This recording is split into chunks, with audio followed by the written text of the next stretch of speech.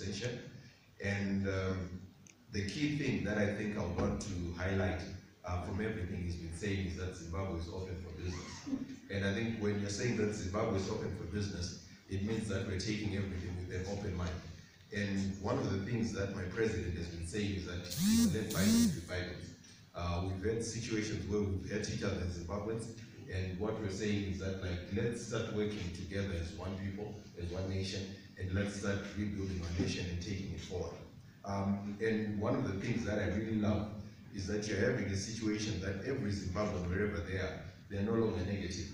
All of a sudden, it has really become sexy to call yourself a Zimbabwean.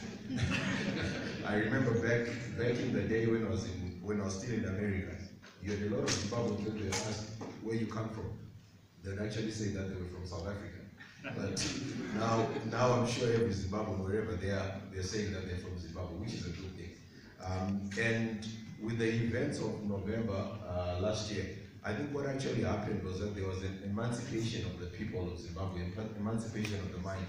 And the environment that has been put in place is an environment where every well-meaning Zimbabwean who wants to see their country do well is actually going to thrive. And I think what's also important for South Africa is that every South African business person sees that it's actually a good thing for them to have a stable Zimbabwe, to have a Zimbabwe where they can be able to do business. And yes, I think one of the key things I want to highlight, I noticed yesterday there was a Senate hearing meeting where there were some Zimbabweans who were giving a talk about the situation in Zimbabwe. And it's unfortunate that one gentleman by the name of Ben Free was basically, is still living in the past. And I think he hasn't heard the mantra that the president has given out, that, you know, it does not matter what your race is, what your tribe is, we're all Zimbabweans. And I just want to basically point out one thing.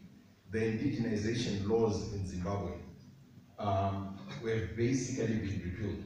The indigenization laws, only the 51-49% rule only applies to two minerals, which is diamonds and platinum. Any other mineral in Zimbabwe, you can own 100%.